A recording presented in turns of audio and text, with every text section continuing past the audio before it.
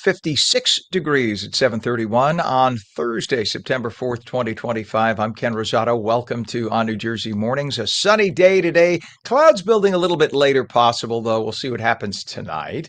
Highs in the low 80s. Meteorologist Mike Favetta has the detailed Garden State forecast. Good morning to you, Mike. Good morning to you, Ken. We've got another beautiful start. School starting for many today, if they didn't start already yesterday. So it's feeling more like a September feeling, especially with all of that cool weather around. Temperatures holding the 50s across New Jersey, with a few spots down toward LBI holding in the mid 60s. And with the calm breeze overnight, you see this little yellow outline along the coast back over from Cumberland County and going all the way up through Cape May, Atlantic, Monmouth, and Ocean County. Well, that is a little bit of a breeze that's coming in off of the water because this time of year, water temperatures are so warm. They're warmer than the air temperature inland. So it creates a little bit of that morning dew that you'll notice out and about. As far as temperatures, we're basically where we were yesterday, maybe a few degrees warmer down the shore.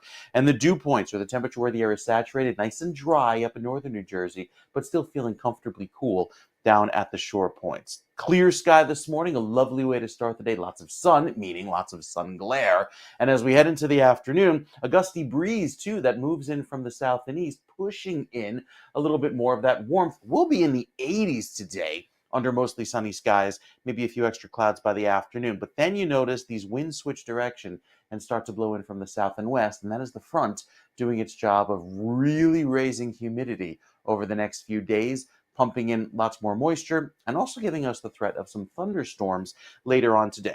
You see it here with the futurecast. Temperatures warm into the mid 80s today, 83 in Flemington, going all the way up into the mid 80s in Newark before dropping back into the 70s. And then, just in time for the second half of the evening rush, or when these thunderstorms move in. They're not expected to be severe, especially look how they lose their intensity. You see all those shades of red and yellow really dissipate just to a light shade of green as it moves through New Jersey later on this evening. So once we get to 10, 11 o'clock tonight, the rain threat is over. It's a quick, brief shower, and then we're back to another round of sunny, warm weather tomorrow with high humidity, temperatures in the mid 80s up and down the coast, with the exception for the immediate shoreline. Beaches will stay a little bit cooler in the low 70s, which is basically that of the water temperature. For Saturday, it looks to be a pretty decent looking day, still breezy, and then we have some clouds on the way for Sunday. So you can see the Saturday evening showers return. This is the front that lingers as it moves very slowly across New Jersey, giving us some wet weather on Sunday morning. And with that light rain throughout Sunday morning, a bit of a gray start. Have to wait till the afternoon Sunday to see that clearing. And when we do, especially in northern New Jersey, it looks much brighter by the second half of the day, clearing throughout the evening, setting the stage for a refreshingly dry and crisp start again for next week. So temperatures warm, feeling humid throughout tomorrow. Saturday, the rain chances, a little bit of morning shower activity on Sunday, and then turning dry and cool by Monday. We'll give you those details coming up with the 7-day forecast, Ken. That's in a few minutes. All right. Thank you so much, sir. Appreciate you. It is 55 degrees northern New Jersey, 58 degrees in Trenton, and everywhere, everywhere in certainly the northern half of New Jersey this morning. And I mean, I've gone through, we have 300, 400 traffic cams. I've tapped through a whole bunch. I don't see one that's light. It is a trafficy morning. Let's take a still picture if we can, Pam. This is Route 3. Look at that. So this is a still picture because we're working on getting the live. We have the live picture too. In fact, you know what? I'm just going to play the old school game, Pam. This is the live pick, and it doesn't look much different from the still pick. Look, that's a live pick. That's live. You see you could see the cars streaming on the other side. So that is Route 3 in Clifton, and the reason that is happening is some poor person in a dump truck flipped around 6 a.m. and they shut down every lane of Route 3 eastbound. So everybody headed toward the city from the northern third of New Jersey on Route 3 going toward the Lincoln Tunnel. Everybody's going to be late. That doesn't matter. We worry about the dump truck person, so we keep our fingers crossed and say a prayer for that person. But rightfully so, emergency crews shut down Route 3 at Main Avenue, Clifton. It is shut. If you look at everything behind that, it is bumper to bumper for miles, and understandably so. And it impacted also us. Our studios are in that location. So, but it's not just because of that. We just hope, obviously, for the folks who were injured, and we hope the folks who are going to be late let their bosses know that it's beyond their control. We have another issue too, and we'll give Pam a second to switch it. It's over on the Garden State. Actually, two problems on the Garden State right now. I'm telling you, it's all up and down the northern corridor here. This one that we're looking at now, this is mile marker 150.8 north of the Essex Toll Plaza. And the issue we're having there is a crash on the northbound side, north of exit 157, Route 46 Elmwood Park. And the vehicle's on the left shoulder, but it's causing that.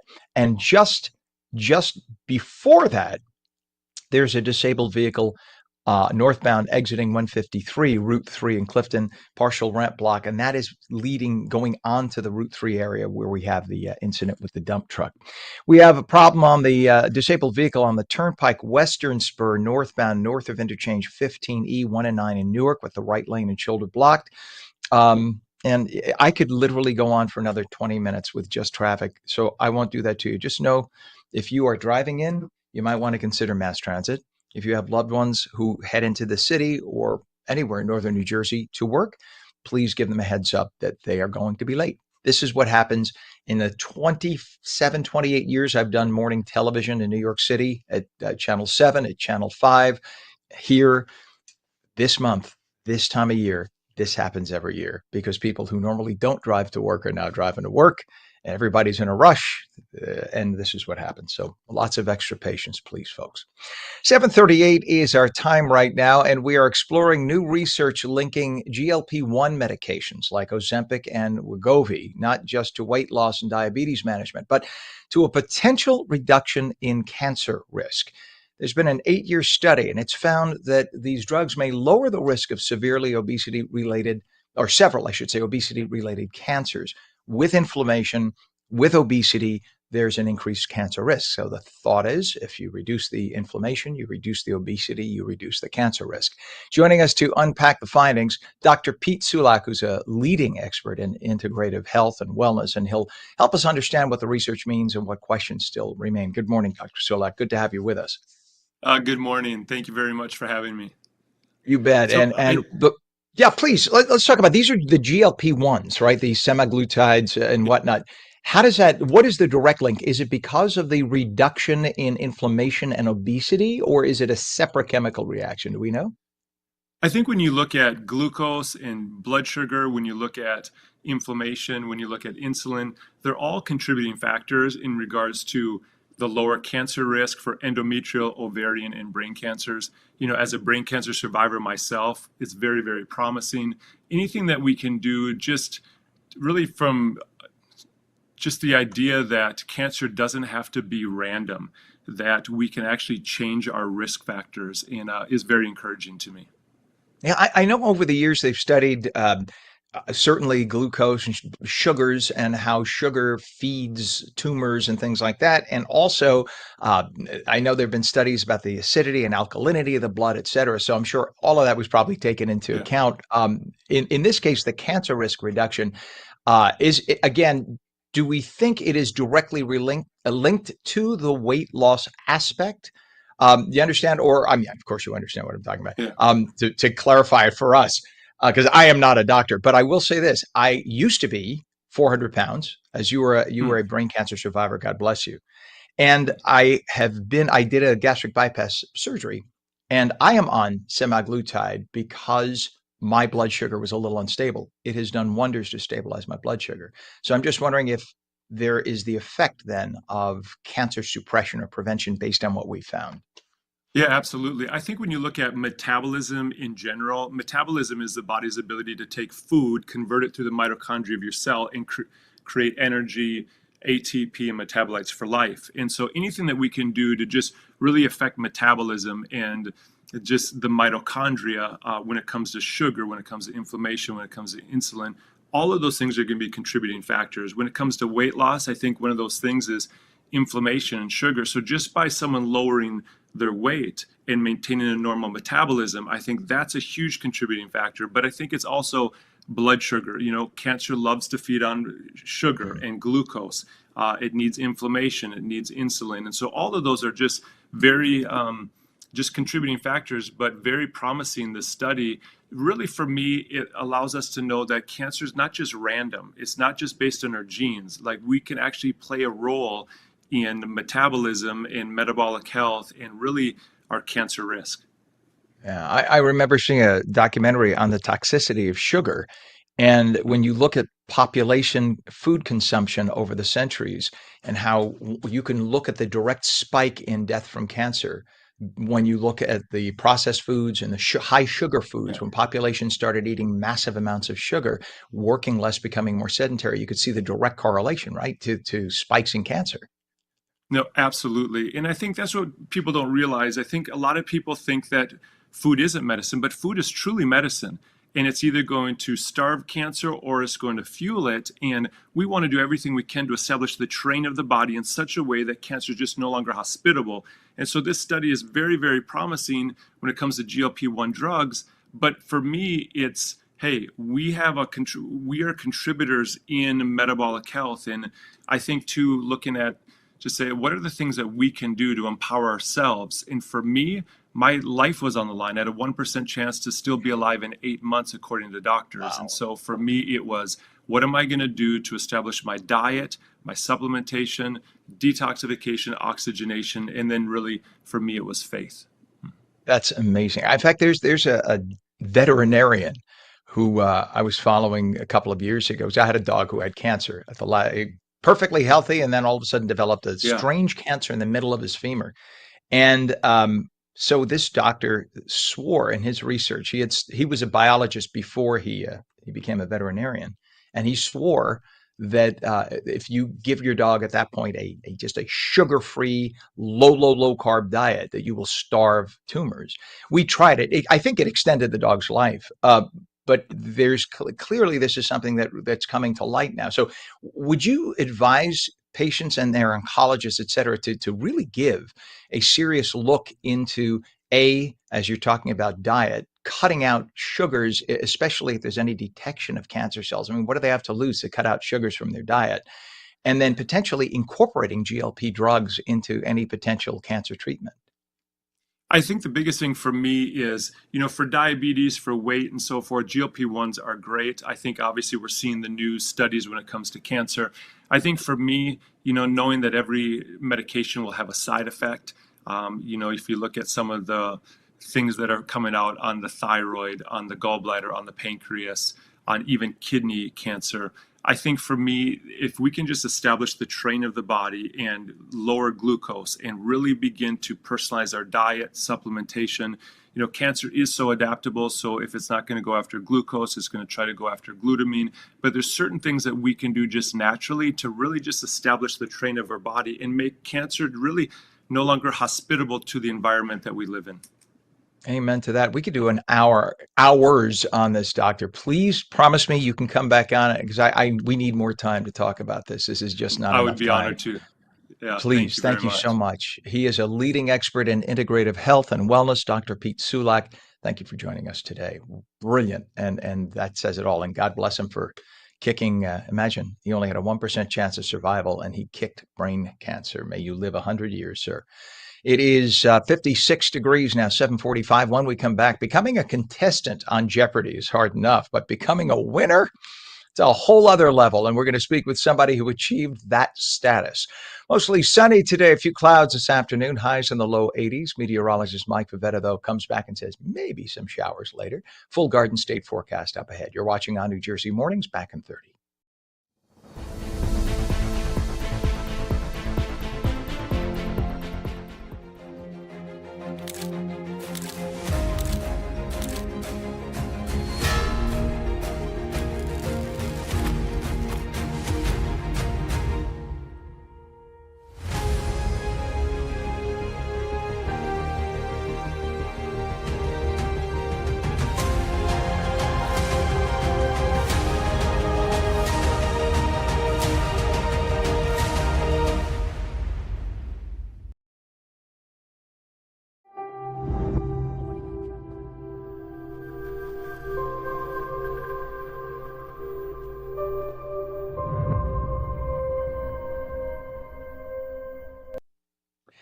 Welcome back to ONNJ Jersey Mornings. I'm Ken Rosato at 746, taking calls at 888-658-0234. Lots of sun today, a few clouds later, highs low 80s.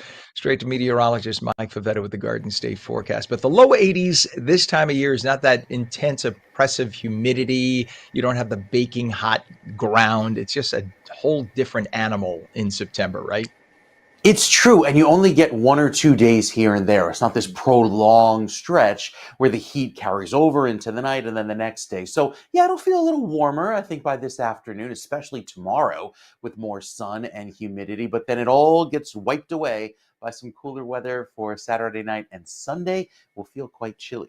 We start off this morning with a little touch of fog. You see that thin cloud cover reflected there in the visible satellite in northern New Jersey. But for the rest of the day, anticipate a drier feel down the shore with warmer weather as temperatures climb into the mid 80s for you in Hamilton, 84 in Camden. That's a solid 5-6 degrees above average, and then a little bit cooler at the coast with that lovely southwesterly breeze. Lots of sun to start the day today, but as we head into the afternoon, you'll see the clouds build from west to east as that front approaches from the west. You saw them there with those clouds moving in, and even with the future cast beginning later on today, as those clouds take over, you get a quick round of rain later on this evening, maybe a rumble of thunder, but certainly not severe, as that wind off of the water kind of quelling the severity of the storms and zapping all the energy out of them. So then tomorrow afternoon is a warm, sunny day, followed by clouds and warm weather again on Saturday with high humidity, and then it's right back to the drier weather once we get to Sunday. So here's the front that comes through later on this afternoon. Kind of dissipates as it moves on through, and that's why the showers are not so impressive. Tomorrow's a beautiful day with lots of sunshine. Saturday, a bit more cloud cover, and with that storm that comes overhead for Saturday, that's our low pressure system, just giving us a little bit more of that rain energy into later Saturday night. It lingers into Sunday morning. That's why Sunday morning will look a little gray and cloudy, but then we're back to clear sky come Sunday, and Sunday afternoon brings back a drier feel. And it's that dry weather that sets up a beautiful forecast ahead, especially for next week. Once we get beyond the muggy weather, the foggy conditions, the rain, the humidity, and temperatures above average, next week, that is quintessential September. It's like copy paste. That's it. Control C, Control V for Sunday, Monday, Tuesday, Wednesday, 74 and sunny and dry right through the beginning of next week. Looking beautiful across the state and feeling like fall. We'll start to see the leaves change color already. Very pretty. And even for Sunday afternoon down the shore, it might still have a little bit of cloud cover at the beaches. And through the afternoon when that front clears, and then through Monday, Tuesday, and Wednesday, very pleasant weather with highs only in the low 70s. That is what September should feel like, Ken, in New Jersey. So dig out the pumpkin spice, get the caramel apple ciders going, and all that fall fun stuff. Yeah, I just bought because there is no such thing as pumpkin spice, or at least pumpkin. I hear people say, "I love pumpkin." Pumpkin has no flavor; it's a flavorless squash. But we add what nutmeg, cinnamon, whatnot, a clove. Right. That's pumpkin spice. But the I was going to say the animal of the pumpkin itself, the vegetable, has no flavor. So when you look at a pumpkin and you associate those scents and those, Mm-hmm. it's all up here, right? It's Mm-hmm. bite into a Maybe they pumpkin and should see if it call tastes it like they pumpkin should call it spice. pumpkin plus spice, because that makes sense, right? Pumpkin as a superfood, feed it to Rocco, feed it to our dog. It does Right. wonders for him. Yeah, it's great. It's Loaded in like almost like fiber. a thickening agent, sure. And then you have the spice that goes on with it. So it's more of a texture, a mouth feel, if you will, and then the spice. And being Italian, sir, being Italian, what we grow the zucchi for, pumpkins. Mm-hmm. You make Mm-hmm. you take the flowers. I had a neighbor back when I lived in Nutley. I had a neighbor who used to grow pumpkins just to pick the zucchi, the Just the fiore, flower. I should say, Yeah. the flowers, because their flowers are the same size as zucchini flowers. And remember, they're first cousins. You could eat pumpkin flowers, you cook them, stuff Mm-hmm. them. Anyway, too much food. I'm sorry, but yes, they are yummy. Thank you. And no, they don't taste like pumpkin. Pumpkin flowers do not taste like pumpkin or whatever. They just taste like flowers. It's flavorless. You shove cheese and egg in there and it's delicious. All right, Mike, we'll check back with you, buddy. Thank you so much. You bet. It is 56. So you see, you put two Italians together, all they do is they could talk food for 5 hours. It's like, guys, we got other stuff going on. 56 degrees, 57 now in northern New Jersey, and in Trenton, it's 58 degrees. We have a lot of traffic And we're having a little computer issue, so I don't know if we could bring this up. You want to bring up the Route 3 first? Can we do that, Pam? Whatever you got. If you have the still, that's fine. So there was an overturned dump truck on Route 3 by eastbound, of course, eastbound, everybody heading into the city. And it really doesn't make a difference if we show you this still picture or the live still, it looks the same. It's still not moving, just like that. What's going on is there was this overturned dump truck at about 6 a.m. And it must be a very serious accident because they closed all lanes on Route 3 eastbound. You cannot move. And it's been that way, like I said, 2 hours. And that's tens of thousands of vehicles impacted. So if you would normally take Route 3 to the Lincoln Tunnel, if you take it from anywhere west of Rutherford, you can't get, I don't even bother trying to get on. Take local roads beyond the Rutherford area or beyond the Garden State Parkway interchange, and you should be okay. But this is the mess that is Route 3. And this has been the big story for the whole tri-state all morning long. There's a lot of traffic elsewhere, but that's the main one right there to worry about. We have an issue also on the Garden State Parkway, mile marker 150.8. If you could bring that up, Pam. This is north of Essex Toll Plaza. And what we have here is a crash.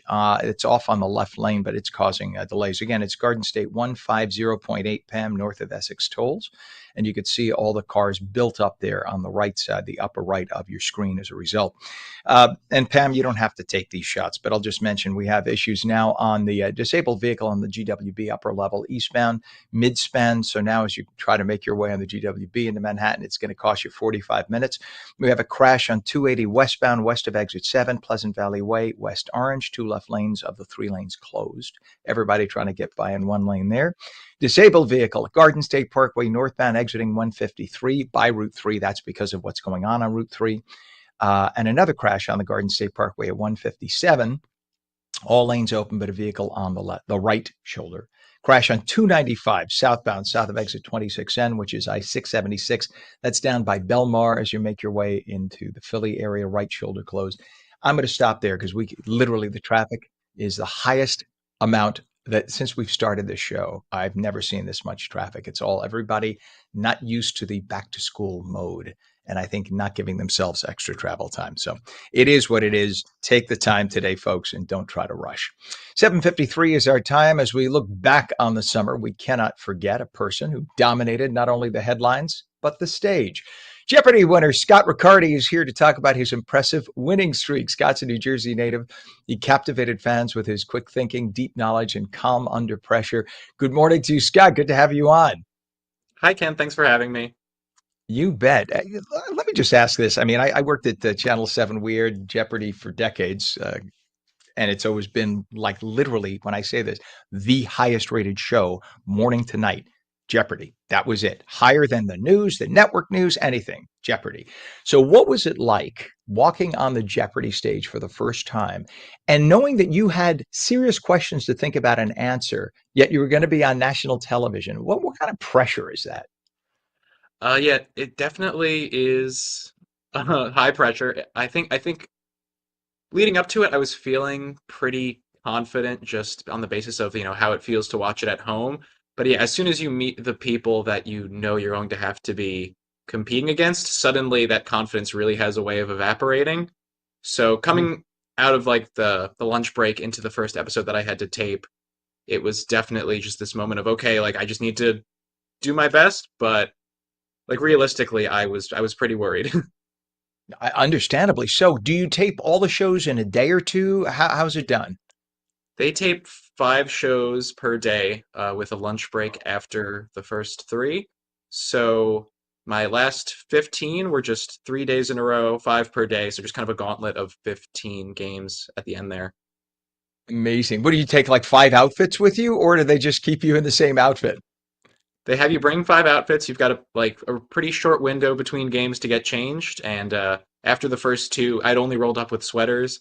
And they said, could you go get some blazers over the weekend, perhaps?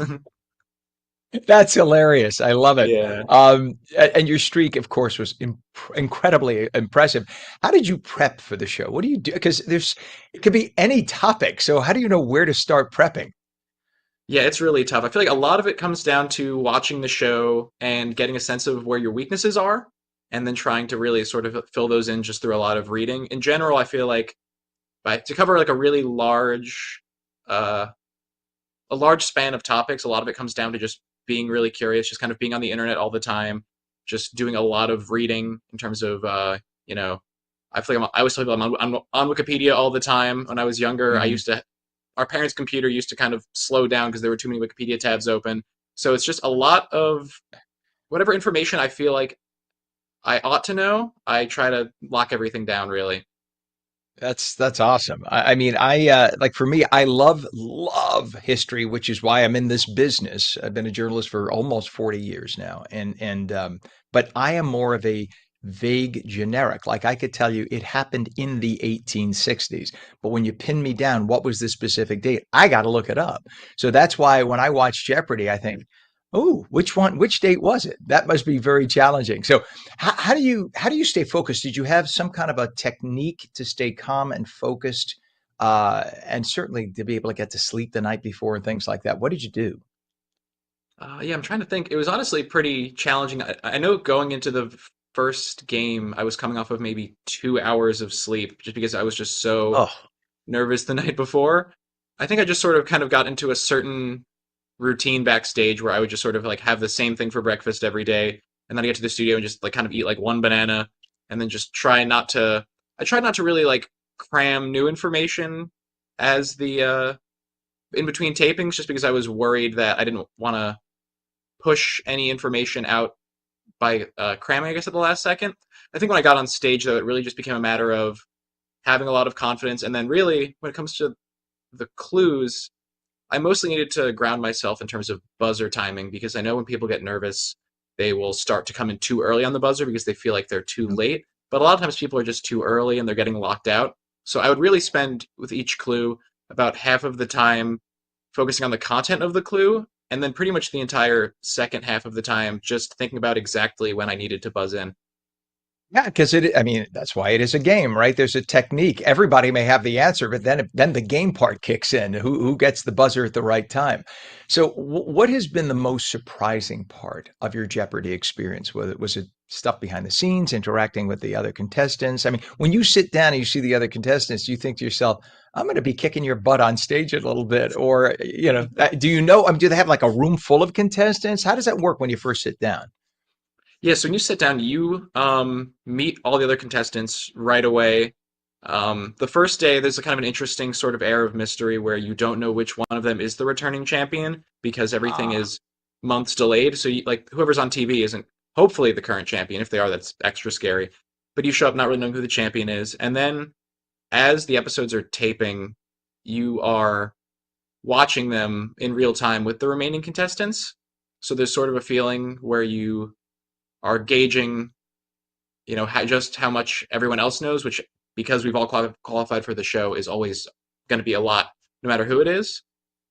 So yeah, it is very interesting to spend that much time with the contestants. You really get to like the taping day group for you gets to be this little like social circle. I'm still in touch with some of them.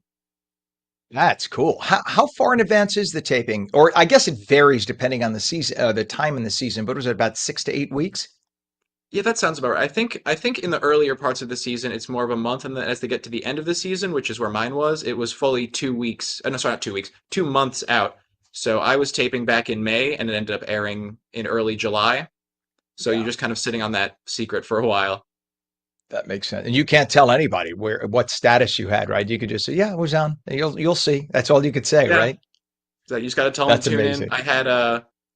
I had 8 people in the studio audience for me on for the first two games, so like they at least knew that. But then beyond those first two games, only one was able to stick around and see all 16 wins. So everybody else just had to be like, I hope he Wow. kept winning, but we really don't know.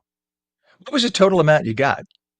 Are you allowed to say? Games, games are like cash winnings. Whichever, both. Yeah, it was 16 wins for $455,000. Wow. Do you have great plans with that money? I have, a lot of hopefully responsible plans, but also I've been telling people, I would like to buy a marimba, that musical instrument. And you could do that, my friend. One last question: do they have you coming back? Do you know if you're coming back on the Tournament of Champions, or is that? I'm assuming you must. Yeah, I will be back for the Tournament of Champions. The date for taping and for airing both haven't been set, so I'm still just it's as much of a mystery to me as to everybody else right now. There you go. Well, please come back. We'd love to hear before and after, and we want to root for you. We're so proud of you. Jeopardy winner Scott Riccardi, we're living vicariously through you as a New Jersey man. We appreciate you. Thank you for joining us this morning and congratulations on your wins. And that just proves good smarts will get you there. Good for you, Scott. Congrats. Thanks so much for having me. Thank you for coming on. Have a great day. Wow. So when was the last time you got to talk to a Jeopardy person, right? A winner. That is fantastic. It is 8:02 right now. We have temperature 56 degrees in northern New Jersey. It's 58 in Trenton and it's 59 in Vineland. When we come back, the American Dream Mall in East Rutherford is at the center of a legal battle over Bergen County's longstanding blue laws. We're going to have the latest about that, and we'll take your calls. 888-658-0234. Sunny today. A few clouds in the afternoon, high low 80s. You're watching ONNJ Mornings. We're back in 30.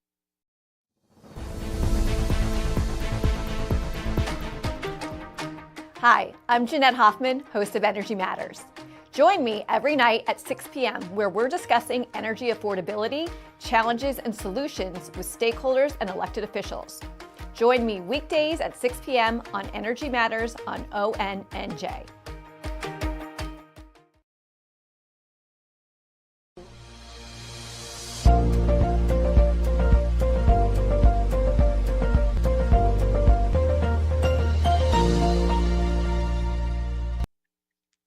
.803, good morning to you. Thursday, September 4th, 2025. Welcome back to ONNJ Mornings. I'm Ken Rosato. We'll take calls at 888-658-0234. Straight to meteorologist Mike Favetta with an awfully nice Garden State forecast. Good morning, sir.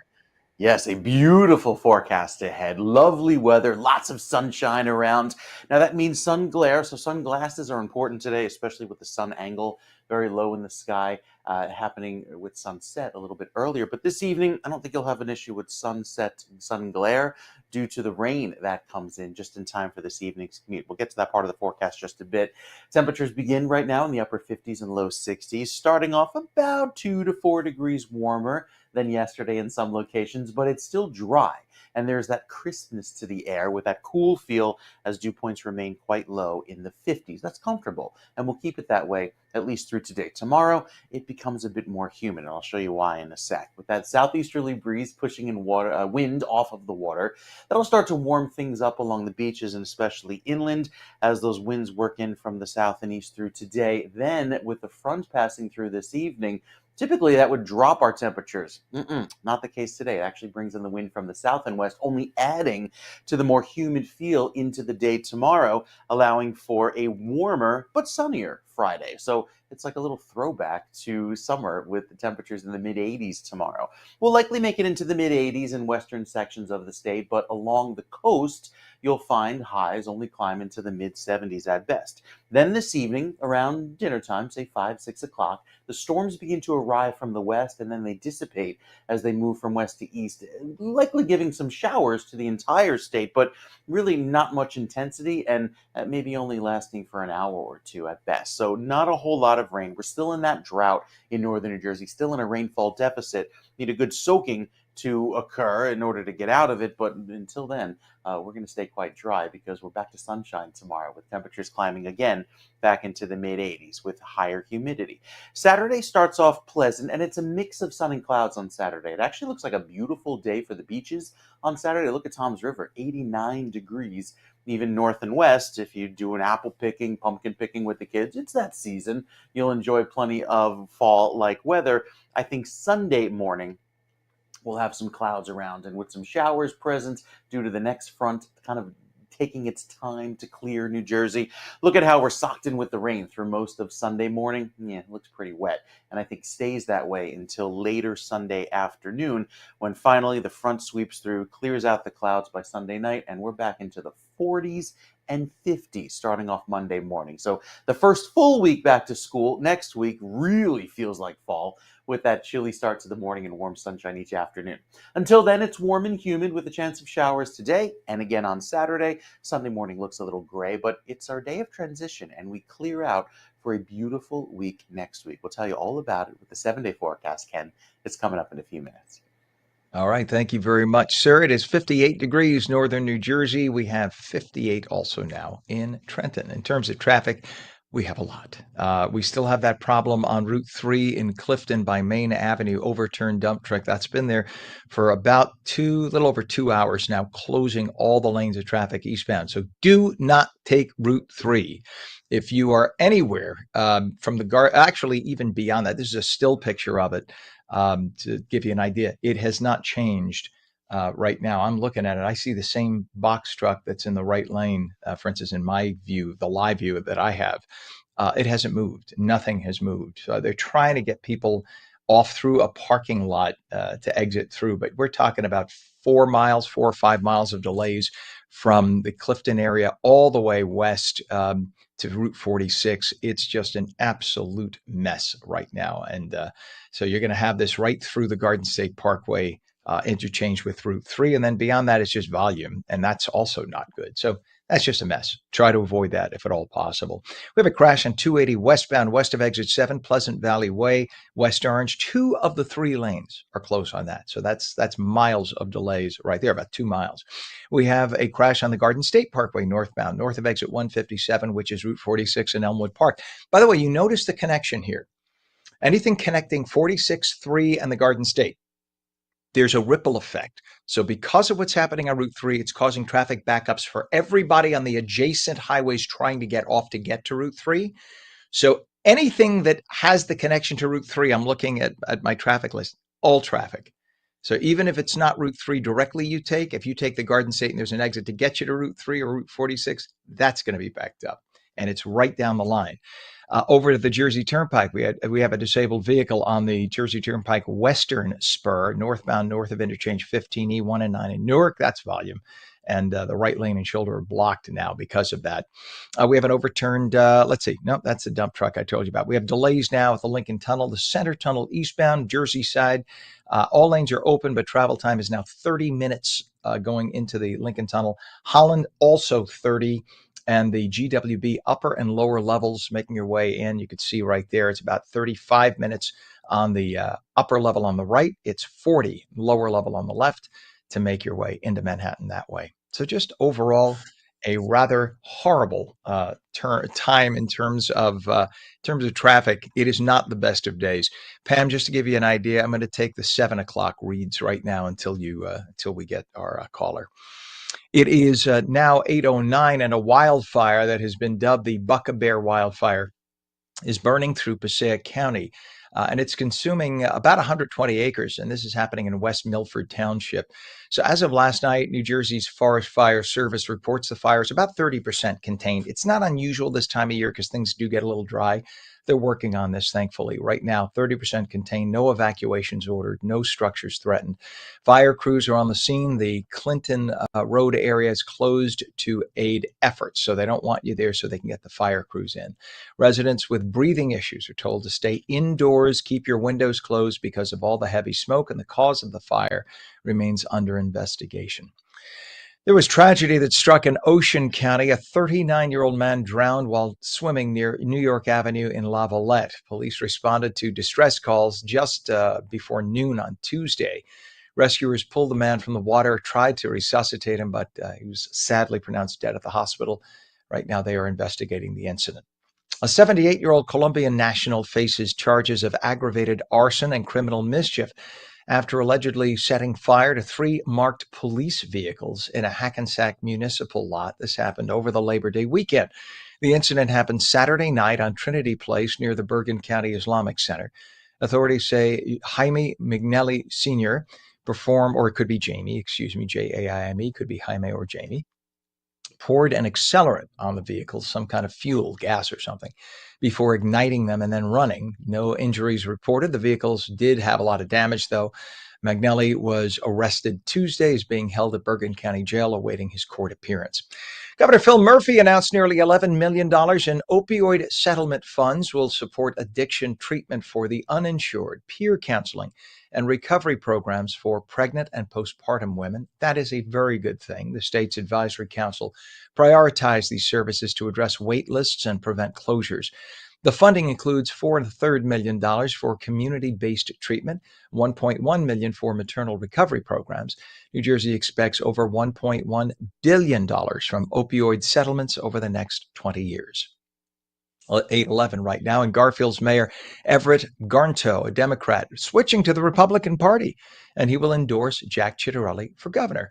Garnto was elected to the council in 2024. He leads Bergen County's fifth largest municipality, which narrowly supported Trump in 2024. He joins other Democratic officials, like the mayor of Dover, James Dodd, in backing Ciattarelli. The move shakes up local politics as the gubernatorial race heats up, because what we have in New Jersey is consistent Democrats running literally everything. Vast majority in the Assembly, Democrat. Vast majority in the state Senate. The governorship. Every major city has a mayor who is a Democrat in New Jersey, and on it goes. So just so you know, it's interesting to see some people switching sides. They must know something that we don't. 8:12 is our time right now, and let us go to the interview that we were scheduled to do here, if we can. Give me 1 second as I switch things around. The American dream in East Rutherford is now the center of a legal battle over Bergen County's longstanding blue laws, which restrict Sunday retail operations. And you have to go back a little bit and understand why. When things were being set up in that area, Rutherford, East Rutherford, the section of land where the stadium has its own commission and sort of its own set of rules. They're allowed to sell things at the stadium on weekends, on Sundays. The question is, the land that is where the American dream is technically falls under that jurisdiction, but do the rules extend to that as well? The American dream says yes. We have that subset of rules. The rest of Rutherford, East Rutherford, says no. When they decided to allow additional strip malls to be built, the idea was to keep them shut Sundays so people can get to church and families could have family day. So therein lies the setup, okay? Joining us this morning to break it all down is Carl Gould, a global business authority and the founder of 7 Stage Advisors based in Butler, New Jersey. Good morning to you, Carl. Good to have you on. Morning, Ken. This is quite a hot topic. And so I kind of nail it with that, right? So the idea is where the American dream is. It falls within Bergen County, so you'd say, okay, there are Bergen County blue laws, but it falls in a subset, a piece of property that is a state set aside, right? That is like MetLife Stadium is on that, and don't they have their own rules within that set aside?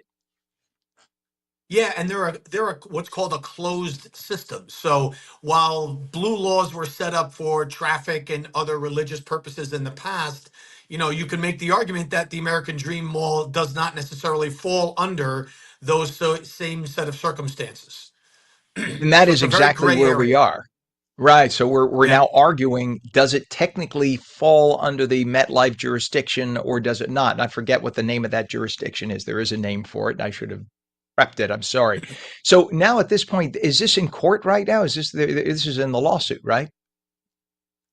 There is a lawsuit that's been filed, and they are arguing the point now.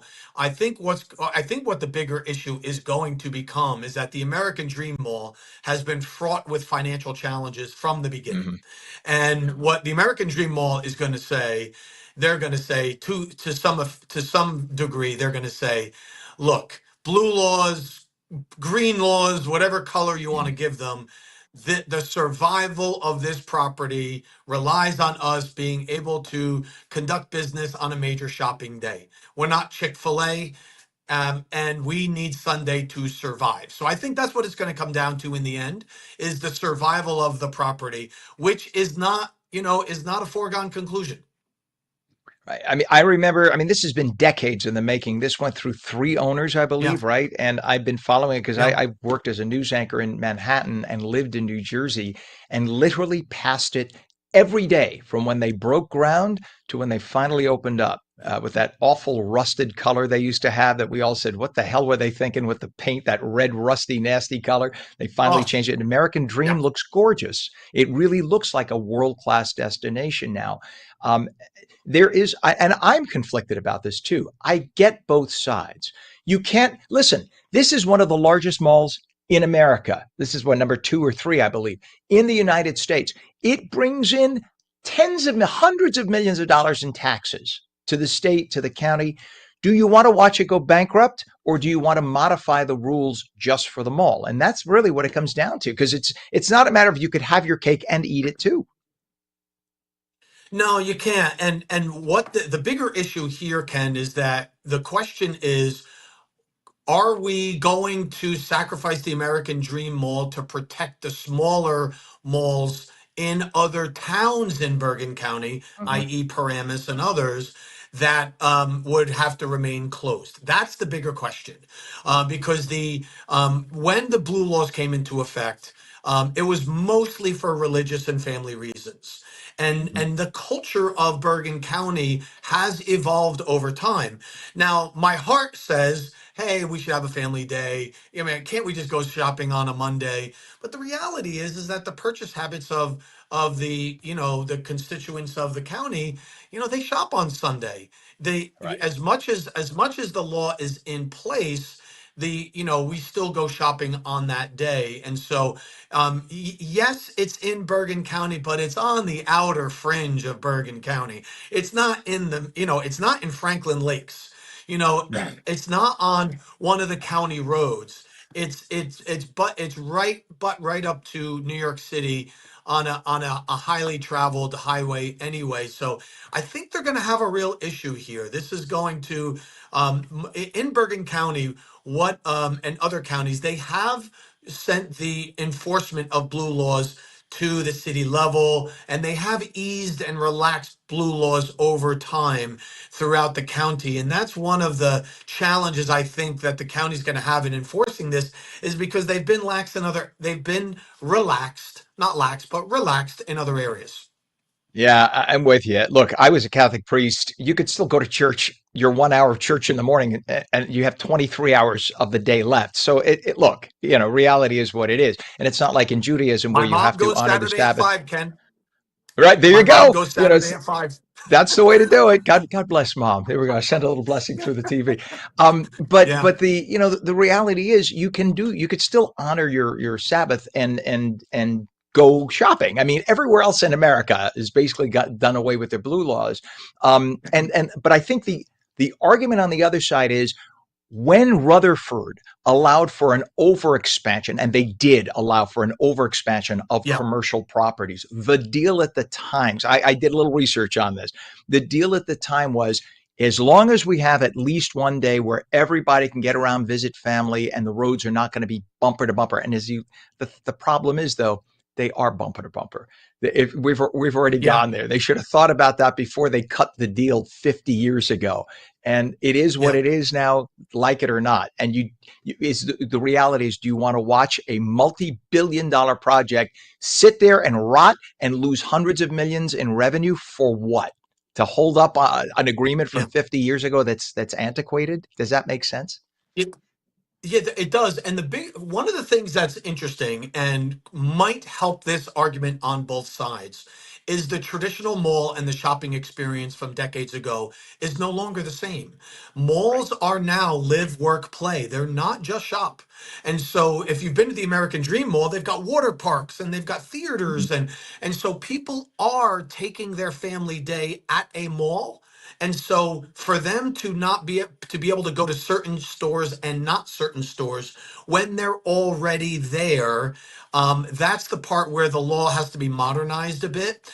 And we call it a mall, and we think of it like a traditional Willowbrook or shopping Right. mall. But the malls of today are not that. They're live, work, play. They're very much food and entertainment centers where people are going to spend their family days together. So I think I have a feeling the American Dream Mall is going to win on this one. Hey, here's an option. I actually mentioned this a few years back and nobody took me up on it. You want to make everybody happy?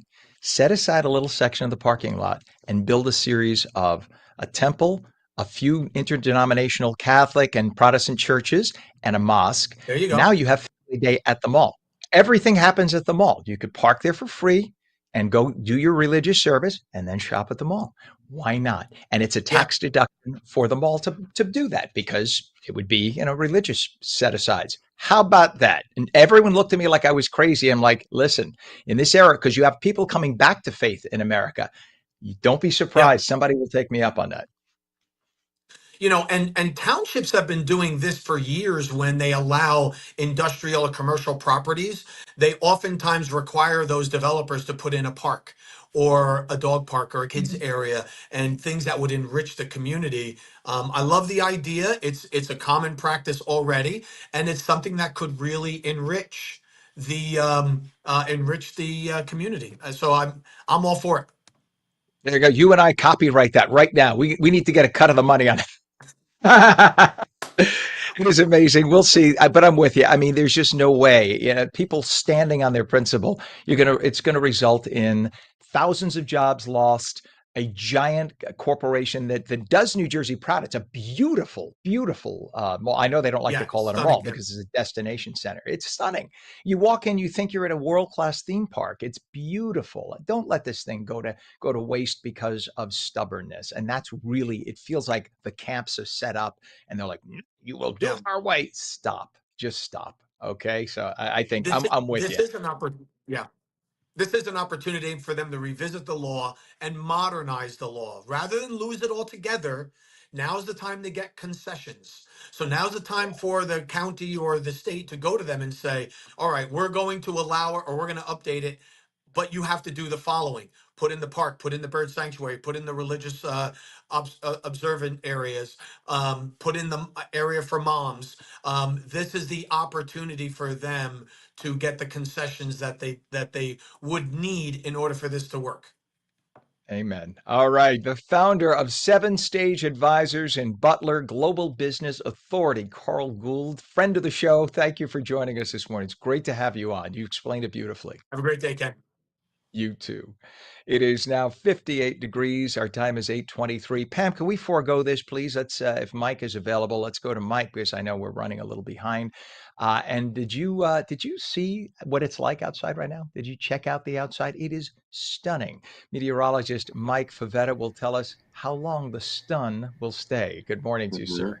Good morning to you, Ken. We've got a beautiful day ahead. Later on this evening is when the clouds return with some showers, maybe some thunderstorms west of New Jersey as those storms cross the Delaware, really losing their punch when they travel eastward. But we start off this morning nice and dry, very pleasant, and temperatures hold in the mid 80s today west of the Parkway. If you find yourself along the coast, you'll enjoy the mid and upper 70s. So a beautiful day all around with lots of sun. Again, the sun really fades behind the clouds much later on in the afternoon. It's going to take a while for that front to arrive. So there it is, drawn in the clouds. This is the front that will provide the showers and storms today. Notice it hasn't even crossed into Pennsylvania yet. So we've got a while before we see that rain here in New Jersey. And it, again, dissipates by the time it reaches most of the state. So we'll just get a few rounds of wet weather later on this evening into tonight and then clearing for tomorrow morning. But what is left is much more humid weather. This morning we started with the dew points in the 40s. Tomorrow we start with dew points in the upper 60s. That is humid, even for September standards,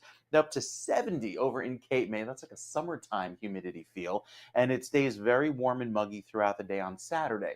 Once we get to Saturday night, that's where the air starts to dry. You see that in color go from the dark shade of green to a lighter yellow. That's the drier weather moving in and taking over for the day on Saturday. And when it does, it'll feel much more pleasant. All of that moisture and all the cloud cover will be out to sea for Monday.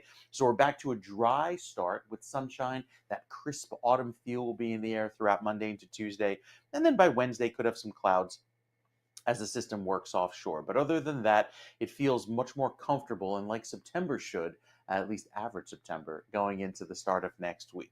So in the meantime, plan on a very warm start to the day with even more humid conditions into tomorrow. Saturday will feel muggy, even though there'll be some clouds and showers around by the end of the day, and then lingering with the cloud cover for Sunday as cooler weather ushers in a drier forecast by Sunday afternoon. We'll tell you more about next week's gorgeous weather coming up on the 7-day forecast, Ken. That's in a few minutes. All right. Thank you so much, sir. And we appreciate that. It is 57 degrees, really a crisp, beautiful morning. If you're home and you're just walking around, if you have to go to work and you're driving anywhere, good Lord, I'm going to show you. This is what I look at, and we don't have to zoom in, but just an idea. You see this over here? You see all the colors red there? Right. Usually when I do a traffic report with you, 1 or 2 red dots show up. There are 16 right now. Each one represents an accident, crash, major problem, causing major problems on roadways. That's what we have right now. This is not atypical for back to school and work, but it's a lot all at once. So just to run down a few of them, we have a crash on 280 westbound west of exit 7, which is Pleasant Valley Way, West Orange, 2 left lanes closed. We have a crash on 76 west of 1B, which is 295 in Gloucester City. The right shoulder is closed. Crash on the Turnpike, inner roadway, northbound south of interchange 13, which is the Goethals Bridge exit in Linden with the left lane blocked. We have a disabled vehicle on the Turnpike inner roadway northbound north of interchange 13A by Newark Airport, 1 and 9 in Elizabeth. All lanes are open. Vehicles being moved to the left shoulder, but that's causing massive delays as that's being done. We have a crash investigation on 78 westbound east of exit 33, which is Liberty Corner Road in Warren Township. The right shoulder is closed. Overturned dump truck still, and this has been the case for 2.5 hours. Route 3 in Clifton by Main Avenue. And this is causing miles of delays all the way to 46 and the Garden State Parkway. And this is a still picture of it from earlier. It's an absolute nightmare. And then as we go down, let's see, we also have issues on the Turnpike, Hudson County Extension eastbound outside the entry of I-78 Newark. That's just massive volume, right? And on it goes. We take a look at the Hudson River approaches right now. We have 35 minutes at the Lincoln, 35 at the Holland, which is not common at this point. Really, usually the Holland's 10 to 15 minutes. It's 35 now at the Holland. Upper and lower levels of the GWB also massive delays now. We're talking 35 minutes inbound on the upper level, and it's 45 minutes inbound on the lower level of the GWB. Just a lot of issues to deal with throughout, and that is because people are getting back to school and work. I think a lot of folks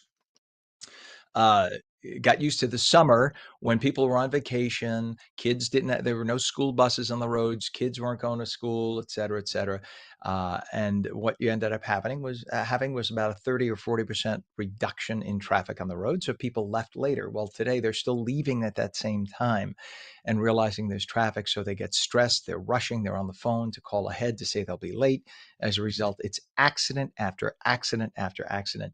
This week has been nightmarish. And I hope, if nothing else, this will awaken some people to think to take mass transit, because that'll help a lot. If even 10% of the people decided, you know what, I can't take sitting in traffic for 2.5 hours to go 6 miles. Hopefully they will take a bus or carpool or something to help reduce that, because it's really bad. This is about as bad as it's been in a long time. So we'll talk about more about that, and we'll keep an eye on it. Again, Mike telling us a sunny day at least. So that's one less thing to worry about. 8:29 is our time. As routines shift and schedules get busier, it is the perfect time to focus on maintaining your well-being, especially when it comes to our metabolic health. Joining us this morning is Dr. Luigi Grattan, who's Vice President in the Office of Health and Wellness at Herbalife, to help us understand what metabolic health really means and how it impacts everything from energy to mood, and what we can do to support it all year long. Doc, good morning to you. Hey, good morning, Ken. Thanks for having me. Nice to see you. Nice to see you. Let's start off. Explain to us what metabolic health is and why it's such an important issue in terms of overall well-being. Yeah, Ken, thanks for the question. I think a lot of people are, it's trending quite a bit in the media, metabolic health, whereas when I was in medical school, no one talked about this 25 years ago.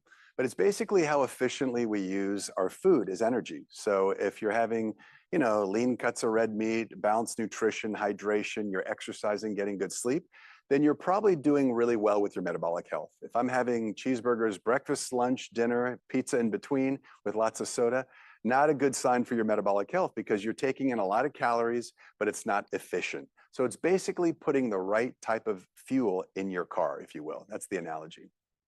And I could feel my telomeres on my on a microscopic level and beyond. I could feel them shrinking as you talk about eating cheeseburgers all day.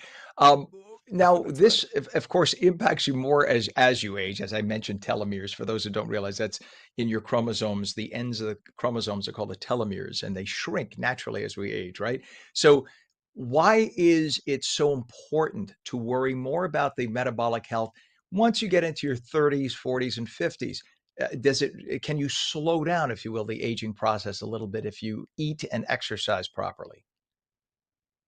Yeah, that's a great question, Ken. And the answer is yes. That's the good news is you can totally slow it down. The bad news is it's inevitable. After the age of 25, really at the age of 25, we've hit our peak bone, our peak muscle mass, and things start to, in a very insidious way, kind of drop. So you lose a little bit of muscle, 25 to about 40, 50. As we go through the change of life, I'm 55, then it starts to accelerate up until 70. Now you can fight that by eating well, exercising and challenging that muscle tissue. And when you've got more lean muscle mass, then you've got more activities of daily living. You can go to the bank, you can go to church, you can go wherever, drop your kids off, whatever you need to do every day, it keeps you more functional. And that's a good thing. And you don't look 55 at all. So clearly, you're a very good example of what good living can do. I'm 58, and really, I've changed in the last 15 to 20 years. I was 360 pounds. I've lost half of my body weight, and I exercise, and I am a fanatic about what I eat now. And it's a night and day difference Fantastic. in terms of I used to wake up and need to go back to sleep. That isn't the case anymore. It's People incredible. also Good for you. seasonally, I know. Thank you, and I say it only because you can. It's really we had a doctor on earlier who was talking about we were taught this in medical school. Food is medicine, right? And it is 100% true. Exactly. We always worry about taking a pill to correct the mistakes. Just don't make the mistakes. Stop eating the stuff that's causing the problems.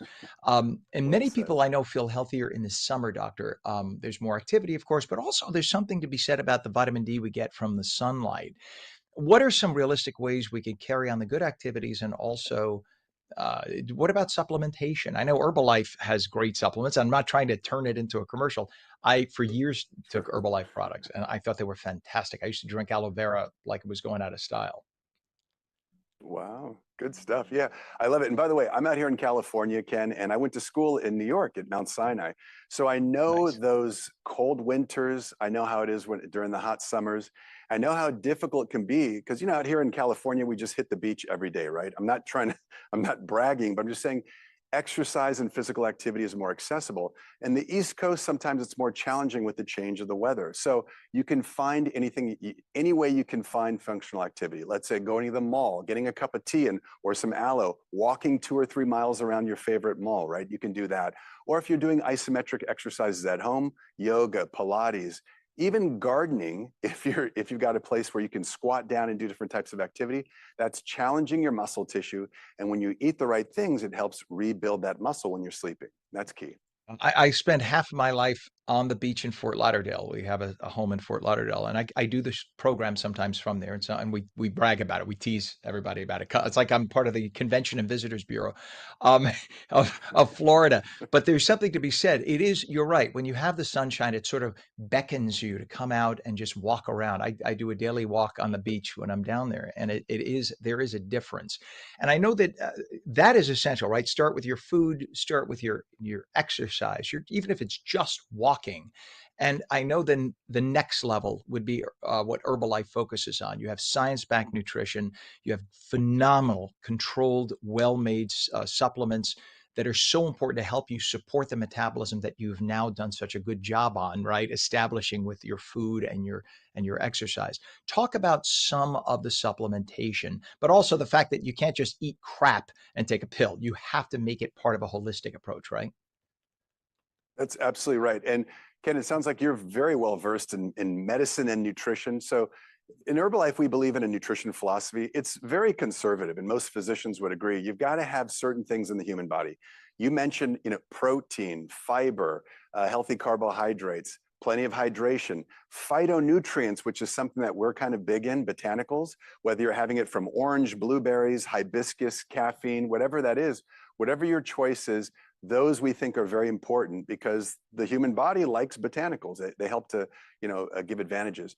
But a lot of these different nutrition philosophy principles are basically what your body needs. If you're not getting it in the standard diet, because you're busy, you're running around, you're going to work, and you're stressed, you can use supplementation. And it may be a protein powder, it may be a bar, a soup, or a tablet or capsule. And that's why we think it's important to supplement if there are gaps in your diet. Yeah, and that is the key. This should be the icing on the cupcake, if you will, to use a bad analogy. It shouldn't be the cupcake. This is the way to stay healthy. But the nice thing about Herbalife products, and this has been the case for decades, that Herbalife sources the materials to make their products so carefully because you have a lot of if you go on the Amazon, you'll find cheaper products. You'll say, "Oh, well, this is creatine. It's only $4. Why shouldn't I get that?" And then you find out it's high in mercury, or it's sourced from a country where it's really Right. not regulated. Herbalife has a name. You're worried about the name maintaining a certain level of quality, and you always have maintained that quality, and that's why you want to source from a place like Herbalife, et cetera. So if I'm just starting to think about my metabolic health, if I've lived unhealthfully for years, what change can we make immediately that would make an impact, a lasting one today, sir?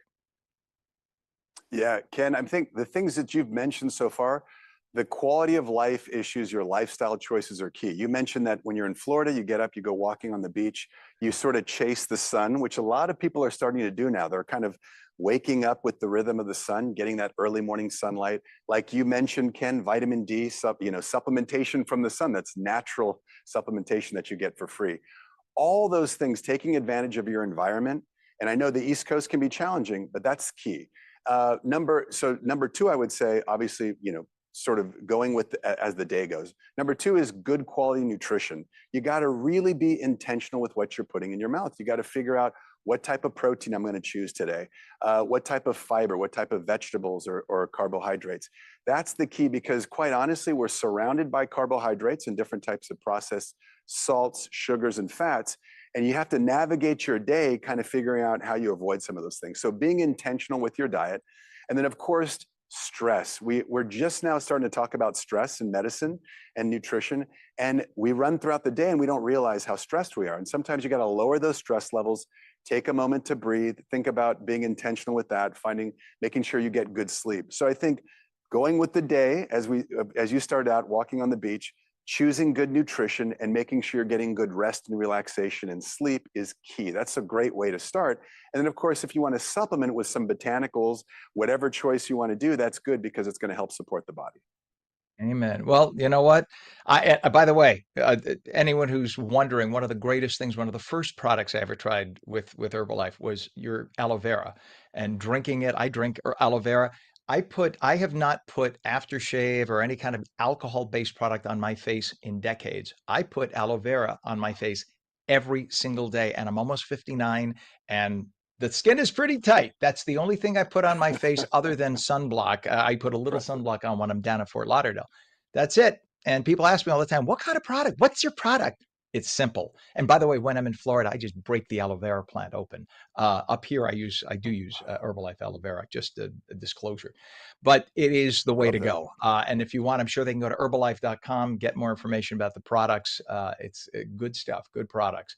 Dr. Luigi Grattan, Vice President in the Office of Health and Wellness at Herbalife. It's an American company for a lot of years. Thank you for joining us this morning. It was great to have you on.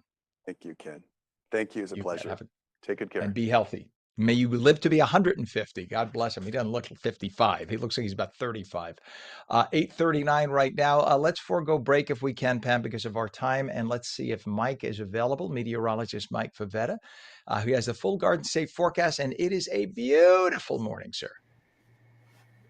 Yes, it is, Ken. It is a beautiful morning. We start our day very pretty, and it looks fantastic through this afternoon.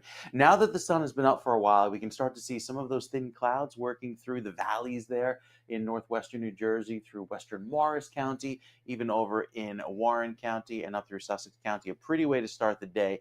The rest of the state nice and clear, and it will stay that way until later on this afternoon. That's when the front approaches, brings in some clouds and some showers later on this evening. But during the daylight hours, we're good. And it looks like to be a beautiful day down towards the shore as temperatures climb into the upper 70s, a lovely breeze setting up, a bit gusty at times. I think by this afternoon, those winds will start to pick up to about 25 miles an hour west of the parkway. We'll climb into the mid 80s today. That's actually above average. We should only be 79 for the average high for today. And with that pleasant weather settling in for this afternoon, looks great. Nice way to start off the Thursday before our next weekend. Notice by the afternoon, as those clouds move in, we get a few showers and storms. Nothing severe, just a quick round of wet weather. And then we are back to a warm day tomorrow. Highs climb into the mid 80s with mostly sunny skies as that southwesterly breeze takes over and pushes in some clouds. So the new update from the weather computer has a little bit of afternoon thunderstorm activity for Saturday. This was always the case. I think we'd have a little bit more in the way of rain by later on in the day, and that's the front cooling us down into later Saturday evening, bringing back some drier, cooler weather throughout the day on Sunday. So notice the front dissipates throughout the afternoon tonight and into tonight. Then we start off Saturday with cloudy conditions. There's our rain that comes in for Saturday evening, but it doesn't quite clear until the afternoon. We are left Sunday morning with some clouds and some showers. Have to wait till Sunday evening to see that clearing, and that's the dry weather with the high pressure coming in from the west that brings in a beautiful transition to some sunnier, drier conditions to start off next week. So the 7-day forecast looks beautiful beginning Monday. I think it's going to be pretty warm and muggy over the next several days with the rain chances, not just today, but also again on Saturday. Sunday morning has some light showers as well, especially in northern New Jersey. And then Sunday night into Monday, look at that clearing. Temperatures hold in the low 70s as a high. That's below average for a change. And bringing temperatures in the morning into the 50s. There will be some 40s popping up in northern New Jersey to start off next week. It's a big change from the 80s this weekend into this afternoon after a pretty wet period with some drizzly conditions even for Sunday morning down the shore. Next week, all clear, all quiet, a beautiful way to start off next week. So very pleasant weather, Ken. Feeling like fall should with that crispness to the air in just a few more days. I knew you were close to tossing back to me because you said below average. So usually when the words below average occur, I'm somewhere within 30 seconds of the toss back. I'm going to make a montage of all of Of the your below average? meteorological Okay. report, and you're going to hear below average, under average, below average. Ken, I'm telling you, it's subliminal. Maybe I'm just reading into it. Maybe I'm just insecure. I love it. All right, Mike, we will. I'm going to try to get. Do you have enough time for in 10 minutes to do a last check-in? Because we're having some Yeah, we'll issues do with our another computer. weather. So, Sure. unless you Okay. got to go. If you got to go, I understand. Usually we say goodbye to I'm you at here this for you, time. So, Ken, all day. even though I'm You below want to do average, weather at I'm 4 kidding. in the morning? We'll do weather at 4 in the morning. I'll No, be up. don't even don't let Gerald hear that. Don't let the executive producer hear that. No. All right, Sarah. Thank you very much. We'll check back. 8:43 is our time. And in terms of traffic, we do have a mess. Disabled vehicle, Garden State Parkway, northbound, south of exit 98 in Wall. All lanes are open, but it's the vehicle's on the right shoulder. It's a massive backup there. We have a crash on the turnpike in a roadway northbound, south of 13, which is the Goethals Bridge in Linden. All lanes open. Vehicles move to the right shoulder there. This is, if I see the pattern here, a crash down toward Philly on I-76, and that is causing delays that's in the Belmore area, actually. Crash investigation now on 78 westbound, east of exit 33, which is Liberty Corner Road in Warren Township with the right shoulder closed. We have had an overturned dump truck causing miles of delays on Route 3 eastbound at Main Avenue in Clifton. That has literally shut the roadway down because the dump truck was in the middle lane and it's blocking the middle lane and parts of the right and the left lane, even debris off to the shoulders. It's been a nightmare. Literally tens of thousands of people are impacted. So if you normally take Route 3, anywhere west of, if you get on anywhere west of like the Garden State Parkway, okay, you're going to encounter this. And that includes 46 merging into 3. It has been a nightmare. You're going to have thousands and thousands of people who get off Route 3, either in New York, as they take it to 495 in the Lincoln Tunnel, or even just in eastern points in northeastern New Jersey. everyone's going to be delayed, folks. Just be aware of that. Your approaches to the Hudson River right now, the Lincoln and Holland are both 35 minutes. The GWB is 35 minutes in the upper level, 45 minutes on the lower level. Just an absolute mess today. There you have it. It is 8:45, 59 degrees, and September is National Recovery Month. It is a time to acknowledge the 48 million. I want you to think about that number. 48 million Americans out of 340 million affected by substance abuse or substance use disorder. And it is a time to open conversations that promote healing, awareness, and long-term recovery. Our guest this morning is somebody who has turned her family's pain into a powerful mission for change. Lisa Katona Smith. We will go to her in just a minute, but she's going to be on. She is the author of an upcoming book. It's called Parallel Recovery, a guide for those who love somebody with substance use disorder. After traditional recovery models failed her own family, Lisa developed, we have to figure out a way to do this. Everybody knows somebody who is at some stage of dependency on a chemical, whether it be a drug, whether it be alcohol, or even in some cases, certain bad lifestyle choices, whether it be people who go from partner to partner, people who can't determine the proper relationship status. There are all sorts of addictions people have, even computer addiction, pornography addiction, and these things occur. It's not just the traditional, back in the day, we just thought of alcohol addiction and somebody would be drinking alcohol and that was their addiction. The addictions have changed. So we're going to have her on in just a moment. I'm going to call Pam for have the Mikey package ready to go if you can, Pam. All right. So have that ready to go. I'll call up for it here. So for those who are following our gubernatorial race, we know that Newark's Mayor Ras Baraka, who is very well known, he was a runner-up in the Democratic gubernatorial primary.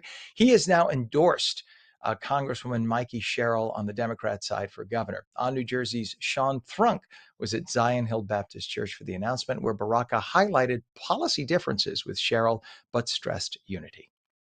I know that the only way we lose this race in New Jersey is if Democrats don't vote in New Jersey. Essex County Democrats joined at the Zion Hill Baptist Church in Newark to endorse Democrat gubernatorial candidate Mikey Sherrill. This is not going to be an easy election. We need to work together to make it sure that Mikey gets elected. And let's make sure that we march to November 4th with victory in New Jersey that's going to put a firewall up against the tyranny in Washington.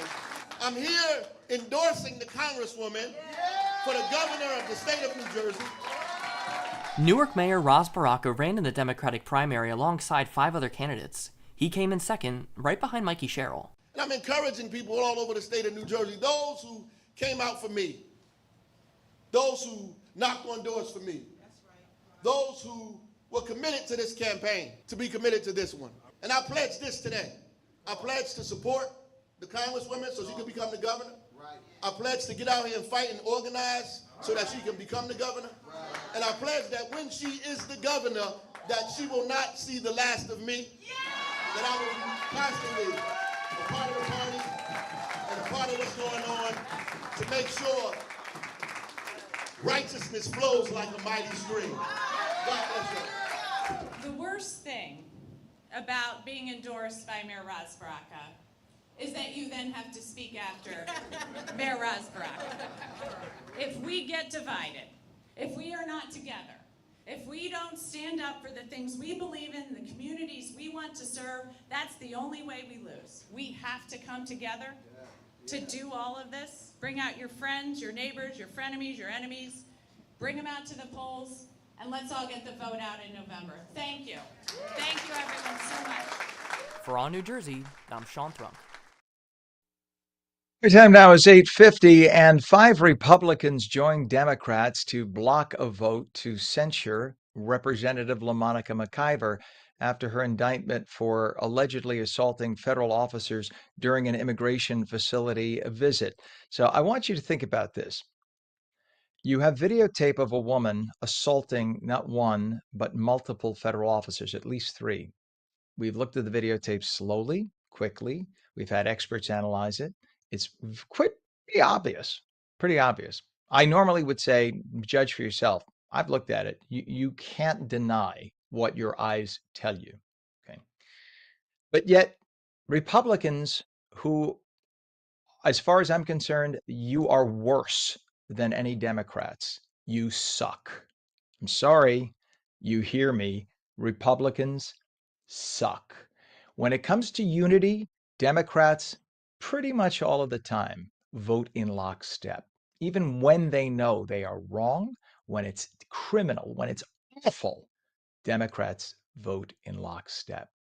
Republicans are the wussies that love to live and get along and go across the aisle. Democrats couldn't give a crap about your aisle. They will never come across the aisle. They always talk about the fact that we have to get along and go across the aisle, but they are never the ones to do it. The Republicans, especially in New Jersey, they are in the minority and they like to get invited to the big fancy parties. So, as a result, 5 Republicans have joined Democrats to block a vote to censure Congresswoman LaMonica McIver. Why? You're a United States congressperson. You should not be involved in assaulting federal agents on videotape. Now, she is indicted for allegedly assaulting federal officers. And yes, you are innocent until proven guilty, but we have videotape. But I'd like to call out Representatives Don Bacon, Mike Flood, John Joyce, Mike Turner, and David Valdato, who voted to stop the GOP-led resolution. And I want you to remember them when it's primary time. Remember those names, and I'm going to say them again. You should remember Representatives Don Bacon, Mike Flood, John Joyce, Mike Turner, and David Valdato. And I'd love to find out what groups back them and find out why they felt it incumbent upon themselves not to censure a congresswoman who on videotape is assaulting federal agents. Federal agents who are backed by a president whom we voted for. Vast majority voted for this president and these actions. What was this Congresswoman, LaMonica McIver, doing? She was trying to block a facility in Newark that ICE has hired, that they have and they're allowed to do that. And she was trying to block that facility. She was protesting outside the facility. And when ICE agents were there, there's a shoving match that occurs. You know what? If you or I were on the street, and it doesn't matter that she's a congresswoman, if a police officer is doing their duty, local police, and you get in their way, you don't have to touch them. You are interfering with an officer. When I was a reporter with ABC, sometimes we'd be across the street with a camera. And if the officer deemed we were interfering and they told us we had to get out of the way, from 50 feet away, you damn skippy, we got out of the way because they would arrest us. And guess what? They'd have a right to do that. So I just want people to be aware of that when a police officer is doing an official action, you're not supposed to be anywhere near them, let alone touch them. And you could see LaMonica McIver, the congresswoman, she is doing that. It's not even, she wasn't shoved into it by somebody. She's doing the shoving. I'm sorry, allegedly. Just take a look at the videotape and you'll see. So for the 5 Republican Congress members who decided not to censure is just like saying you shouldn't do that. That's all it is. Shame on you. And I hope liberal Democrats kick your asses next time out because you don't deserve your place in office. It's as simple as that. And you are watching ONNJ Jersey Mornings. We just have a few minutes left. Pam, I don't know. Is it fair? Do we put somebody on for 4 minutes? I will try, but we have to have this person back on. September is National Recovery Month, a time to acknowledge the 48 million Americans affected by substance use disorder and to open conversations that promote healing, awareness, and long-term recovery. And we bring on our guest, Lisa Katona-Smith, who's a family consultant and the author of the upcoming book, Parallel Recovery, a guide for those who love someone with substance abuse disorder. Let's say it right now, Lisa. I didn't want to put you on, not because I don't agree with everything you're about to say, but because we have to put you on again. So I was going to postpone you to tomorrow so we can give you a full 15 minutes. But we're going to put you on now a little bit. And then please, if you can, let's have you back on. We had some technical issues this morning. So first of all, welcome and thank you for coming on. And tell us what this is National Recovery Month. For those who aren't familiar, explain your approach and more of a holistic approach, parallel recovery, and how it's different from the traditional family support models. Yeah, thank you for having me.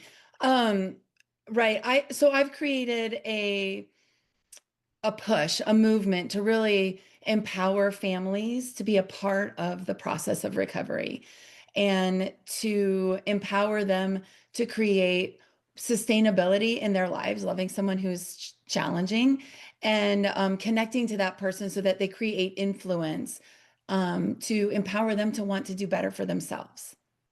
All right. So now, and that's the overall. Here's the reality, right? You come home and somebody's drunk day in and day out, and you are presented with your loved one. What do I do in that case? So I'm trying to, in the short time we have, what do you recommend to somebody who is dealing with a loved one who just either won't or can't change their addiction?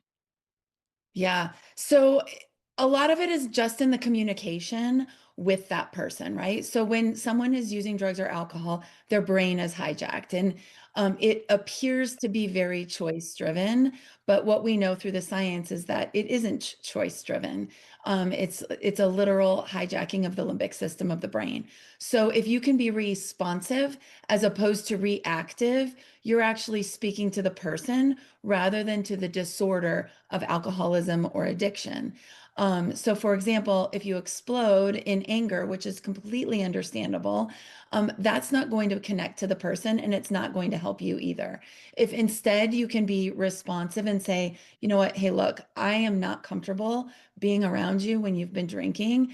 I'm going to ask you to leave and find somewhere else to be this evening, and maybe we can talk about this tomorrow. You're actually inviting that person into the relationship and you're keeping yourself at a regulated state. Because if you look at, I know, we all know people, as you've had it in your family, I've had it in my family. We all know how it becomes the issue that often tears families apart. Divorce, it's just horrible, horrible things. And I see it. I see that the person deep down would love to change, but it's just so difficult to make that first step. And so many times they fail and they think they don't understand you're allowed to fail. You can try and you're allowed to fail a few times sometimes. You make the effort. But I'm going to have to pause it because we're out of time. This is what I didn't want to do.